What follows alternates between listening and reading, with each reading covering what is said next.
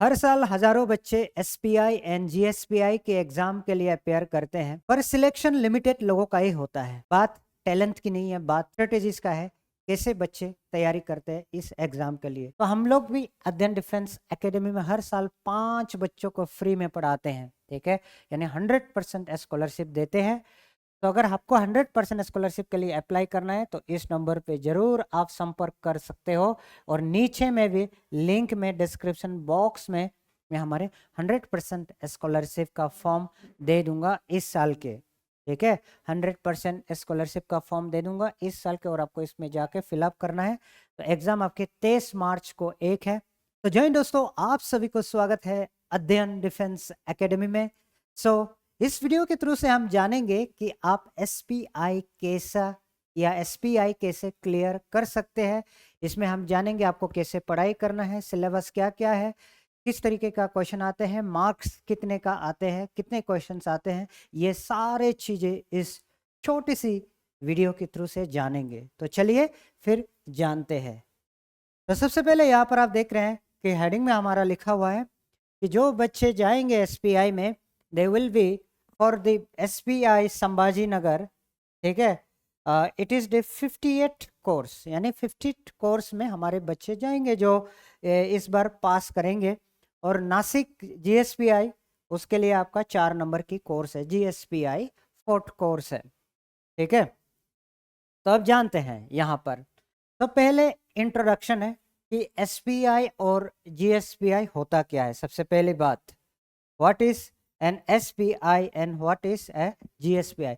SPI is basically a government institution where ये in Maharashtra के स्पायरिंग candidates को मौका देना चाहता है। बिकॉज ऐसा देखा गया है कि although NDA is at Pune, that is in Maharashtra, ठीक है, फिर भी सिलेक्शन ज़्यादा यूपी हरियाणा राजस्थान इन इलाकों से ज़्यादा हो रहा है। तो इसके वजह से गवर्नमेंट ने ये चीज़ किया है ताकि ताकि मैक्सिमम से मैक्सिमम कैंडिडेट यहाँ से एनडीए करगवसला पहुंचे, ठीक है। So this is the main motto, ठीक है। तो सी why SPI and GSPI are important, because it is a pathway to a career in the defense services, ठीक है। तो इस पीपीटी के थ्रू से अब हम जानेंगे कि कैसे आप SPI क्लियर कर सकते हो, ठीक है। सो सबसे पहले मैं बता दूं कि इस बार के एग्जाम आपका 5 अप्रैल 2026 को होने जा रहा है। जो बच्चे इस वीडियो को देख रहे हैं, मेरा उम्मीद है कि सब ने सब फॉर्म भर के रखे होंगे, राइट। हर कोई बच्चे फॉर्म भर के रखे होंगे। लेकिन ये भी बात ध्यान रखिएगा, इस एग्जाम में आपका टोटल 150 क्वेश्चन आते हैं, 150 क्वेश्चंस आते हैं। तो उनमें से 75 आपके मैथ के क्वेश्चन होते हैं और आपके 75 गेट के क्वेश्चन होते हैं। सो कुल मिला के आपकी पेपर बनता है ऑफ 600 मार्क्स। अगर आप इस एग्जाम यानी रिटर्न एग्जाम को क्लियर करते हो, रिटर्न एग्जाम क्लियर करने के बाद आपका एक रोल नंबर का लिस्ट आ जाता है। अगर उस लिस्ट में आपके नाम है तो आपको इंटरव्यू में बुलाया जाएगा, you will be called in the interview, okay. तो इंटरव्यू आपका संभाजी नगर में होती है, पुणे में होती है, ठीक है। और इसके साथ साथ आई थिंक कोल्हापुर में भी होती है, if I am not wrong, ठीक है। तो इस तरीके से होता है, इतना आप जरूर ध्यान रखें इस बात को, ठीक है। तो अब देखिए मार्किंग स्कीम अगर देखा जाए, मैथमेटिक्स में 75 क्वेश्चन जो मैंने ऑलरेडी कह चुका है पिछले स्लाइड में। उसी तरह जनरल एबिलिटी में भी आपका 75 क्वेश्चन है, which is of 300 marks. This signifies that कि आपका एक क्वेश्चन कितने मार्क्स देता है आपको, 1 correct answer always gives you 4 marks. लेकिन अगर आप गलत करते हो तो उसका दंड आपको कितना मिलेगा, -1 मार्क का दंड मिलेगा आपको, ठीक है, -1 मार्क पनिशमेंट। तो इसका मतलब क्या है, एक क्वेश्चन आपने ऑलरेडी गलती कर दिया, 4 मार्क्स तो चला गया, गलती किया 4 मार्क्स चला गया। उसके बाद उसके ऊपर से आपको फाइन लग रहा है कितना, अगेन 1। तो आपका एक क्वेश्चन गलत करने पर 5 मार्क आपका नुकसान हो रहा है, इतना ध्यान रखना, ठीक है। एक क्वेश्चन गलत होने पर 5 मार्क आपके गलत हो रहा है, ठीक है। सो आपको इतना समझ आए, हमारे पास 150 क्वेश्चन होंगे, 75 मैट के, 75 गेट के। Each question will carry 4 marks. अगर आप उसमें गलत करते हो तो आपको 1 मार्क पेनल्टी लगेगा, यानी माइनस मार्किंग होगा। ठीक है। तो ये टोटल क्वेश्चन आपका 150 है और टोटल मार्क्स आपके 600 होंगे। सो अब बात आती है सिलेबस, क्योंकि किसी भी एग्जाम को अगर आपको क्रैक करना है तो उसका सिलेबस बगैर जाने आप कैसे पढ़ाई करोगे? It is not possible. ठीक है। तो इसलिए सिलेबस जानना सबसे जरूरी बात है। तो आपके सिलेबस क्या है? Based on CBSE and state board, that is class 8 to 10। CBSE and state board आपका कौन सा है? क्लास 8 to 10 होंगे। ठीक है। सिलेबस सीबीएसई हो, स्टेट बोर्ड हो या आईसीएसई बोर्ड हो, अगर आप 8 to 10 क्लास के 8 to 10 क्लास के कॉन्सेप्ट क्लियर है तो आप आसानी से इस एग्जाम को क्लियर कर पाएंगे। लेकिन ज्यादातर मेरा एनालिसिस ये दिखता है कि most of the questions are from class 10।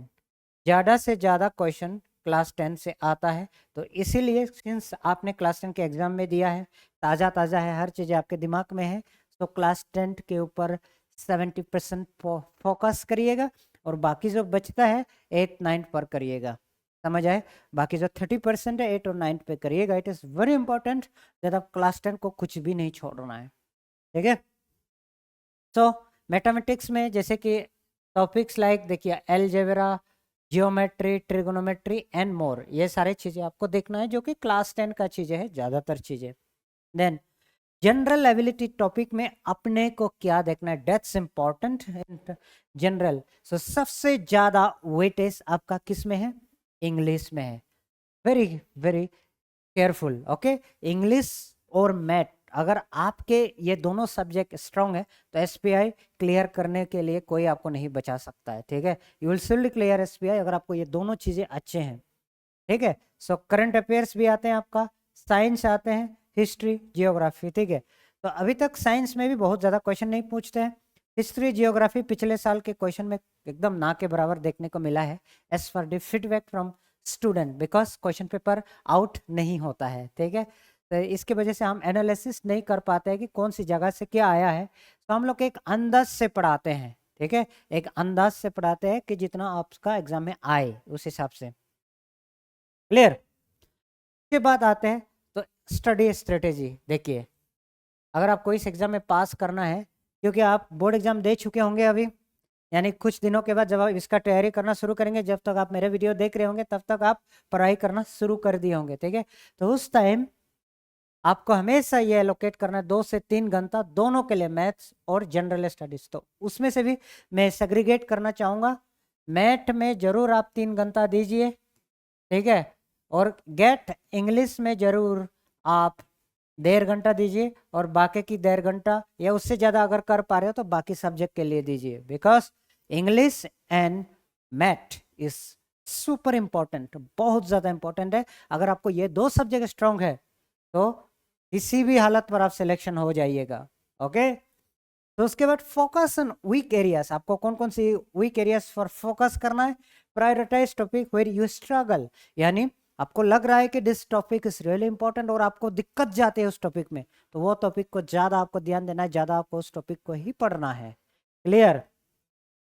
तो सिर्फ पढ़ने से नहीं होगा, रेगुलरली आपको रिवीजन भी करना है, यानी पढ़ते जाओगे फिर अपनी रिवीजन क्या ही नहीं, ना पढ़ने के बराबर है। यानी पढ़े या ना पढ़े कोई मीनिंग नहीं है। सो इसलिए सबसे पहले पढ़ाई करो एक बार, फिर उसको दोबारा रिवाइज करो। जब सारी चीजें क्लियर है फिर आगे बढ़ो। Without clearing the backlog if you are going forward that doesn't have any meaning. Okay. कोई मीनिंग नहीं है पढ़ाई का। उसके बाद में आपका आता है टाइम मैनेजमेंट, टाइम को कैसे मैनेज करे। Divide exam time wisely between mathematics and general ability. So आपको पता है मार्क्स बराबर है। ठीक है। लेकिन मैथ्स की क्वेश्चन सॉल्व करने में टाइम ज़्यादा लगता है, गैथ के टाइम सॉल्व करने में टाइम कम लगता है। तो इसलिए कोशिश करो कि ज़्यादा से ज़्यादा क्वेश्चन गेट का पहले सॉल्व करने की कोशिश करो, देन उसके बाद किसका सॉल्व करना है? मैथ का। ठीक है। क्योंकि मैथ्स का ज़्यादा टाइम लगेगा। सो मैथ्स में आप धीरे धीरे दिमाग लगा लगा के कर सकते हो। तो उस चक्कर ऐसा ना हो कि मैथ करते करते आपका टाइम ही नहीं बचा और गेट जो क्वेश्चन आता है वो भी छूट गया। So this should not happen. ठीक है ना। गेट के क्वेश्चन में कम टाइम लगता है तो उसमें ज्यादा फोकस करो, देन जितना टाइम बचता है पूरा मैट में लगा दो जी जान, ठीक है ना। तो ये ध्यान रखना।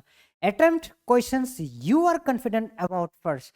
तो देखिए सिंस यहाँ पर नेगेटिव मार्किंग है इसलिए आपको वही क्वेश्चन अटेम्प्ट करना है जो आपके कॉन्फिडेंस 90% है या 100% है।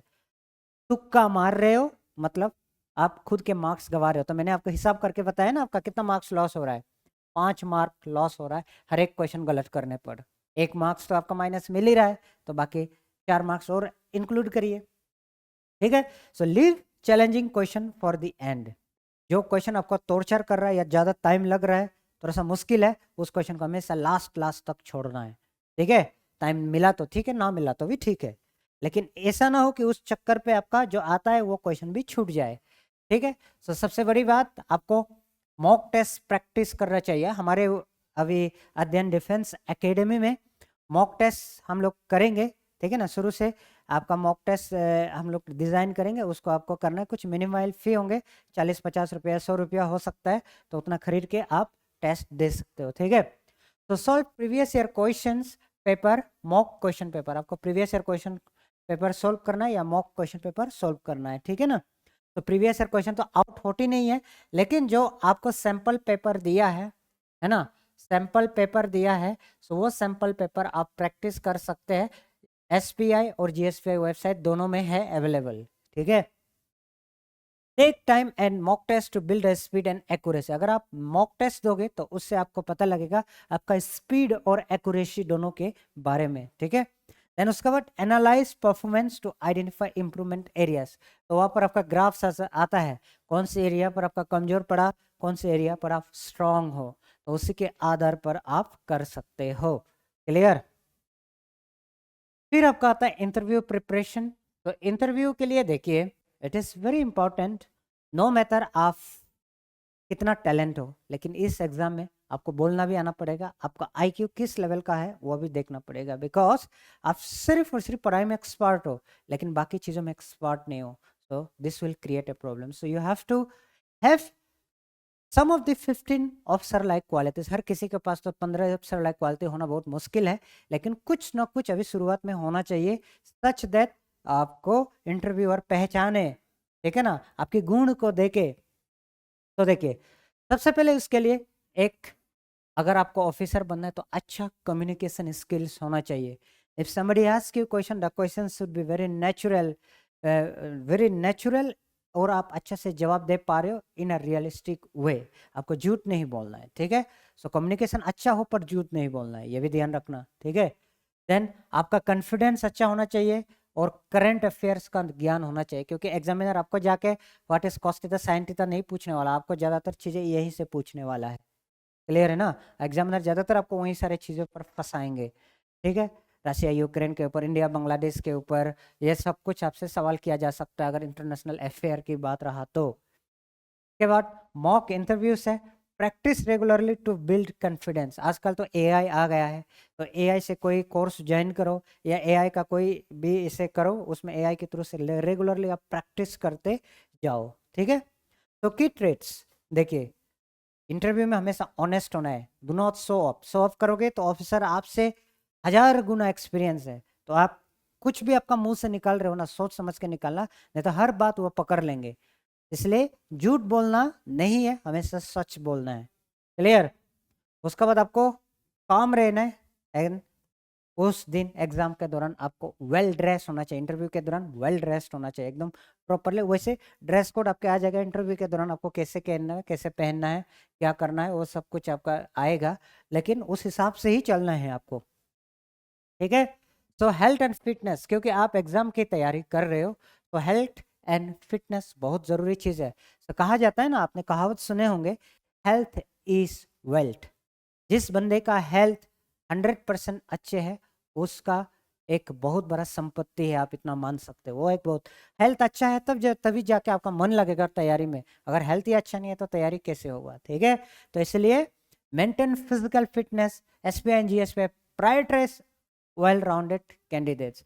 तो जो कैंडिडेट अच्छा फिजिकल फिट हो, मेडिकल हिस्ट्री उसका अच्छा हो, तो ऑब्वियसली एसपीआई एंड जीएसपीआई, क्योंकि रिकमेंड बहुत सारे बच्चे होने वाले हैं, तो फाइनल सिलेक्शन मेडिकल हिस्ट्री देखकर ही किया जाता है, तो इसलिए आपको मेडिकल भी अच्छा करना है, हेल्थ अच्छा करना है। Sleep well and eat a balance diet, तो हमेशा अच्छा नींद लो, ठीक है, और खाना अच्छा खाओ, तेल का चीज़ें अवॉइड करो, ठीक है। Practice mental relaxation techniques like yoga, meditation and all, तो मेंटली जो पीस मिलता है आपको, आप योगा कर सकते हो, आपको नहीं आता बहुत सारे ऑनलाइन कोर्सेस है, ऑनलाइन देख देख के भी कर सकते हो।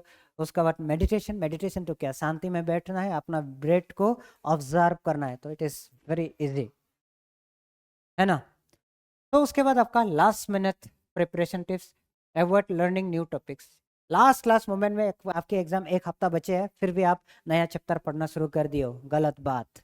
बिल्कुल आपको वो काम करना ही नहीं है, कभी भी वो काम आपको करना नहीं है। Revise important formulas, concept and current affairs, तो इंपॉर्टेंट फॉर्मूला, कंसेप्ट होंगे, करंट अफेयर्स होंगे, वो सारे आपको रिवाइज करके जाना है। उसके बाद stay confident and avoid stress, जब आप पढ़ाई करे होंगे तो कॉन्फिडेंट ऑब्वियसली रहोगे, और स्ट्रेस तो पढ़ने वाले बच्चों का होता है, लेकिन आपको वो चीज़ करना नहीं है। You have to stay free, okay, do not take any stress, clear. तो उसके बाद कंक्लूजन हमारा क्या है, देखिए कोई भी एग्जाम के सक्सेस के लिए सक्सेस फार्मूला होता है, आपको कंसिस्टेंट रहना पड़ेगा, रेगुलर 6 से 7 घंटा आपको पढ़ाई करना पड़ेगा, हार्ड वर्क होना पड़ेगा, और साथ में स्मार्ट प्रिपरेशन। देखो स्मार्ट प्रिपरेशन करना क्या है, नहीं करना क्या है, कौन चीज़ को पढ़ना है, कौन चीज़ को नहीं पढ़ना है, आपके पास प्रॉपर स्टडी मटेरियल साथ में होनी चाहिए, ठीक है। उसके बाद आता है stay positive and believe in yourself, हमेशा जो भी हो, कहीं पर भी हो, आपको अपने ऊपर भरोसा करना पड़ेगा। You have to be always positive कि I can do it and I am the only one who can do it, right. So इतना आपका पॉजिटिव एटीट्यूड होना पड़ेगा, तब जाके आप एग्जाम को क्लियर कर सकते हो, और आप कर सकते हो। सो इतना कहने के बाद आई होप अबाउट एग्जाम के बारे में समझ आए होंगे। तो हम लोग भी अध्ययन डिफेंस एकेडमी में हर साल 5 बच्चों को फ्री में पढ़ाते हैं, ठीक है, यानी 100% स्कॉलरशिप देते हैं। तो अगर आपको 100% स्कॉलरशिप के लिए अप्लाई करना है तो इस नंबर पे जरूर आप संपर्क कर सकते हो, और नीचे में भी लिंक में डिस्क्रिप्शन बॉक्स में मैं हमारे 100% स्कॉलरशिप का फॉर्म दे दूंगा इस साल के, ठीक है, 100% स्कॉलरशिप का फॉर्म दे दूंगा इस साल के, और आपको इसमें जाके फिलअप करना है। तो एग्जाम आपके 23 मार्च को एक है, ठीक है, उसमें से टॉप 10 बच्चों को सिलेक्शन करवाया जाएगा, फिर उसको आगे प्रमोट करवाया जाएगा उन बच्चों को, ठीक है। सो आगे प्रमोट करने का उनको मेंस होगी, मेंस होने के बाद उनका इंटरव्यू होगा, सो इंटरव्यू के बाद जो फाइनल बच्चे आएंगे उसमें से सिलेक्शन करवाया जाएगा, ठीक है जी। सो आई होप इतना समझ गए हैं। सो इतना कहने के बाद मैं आप लोगों से विदाई लेना चाहता हूँ। जय हिंद एंड जय Bharat, and wishing you all the very best.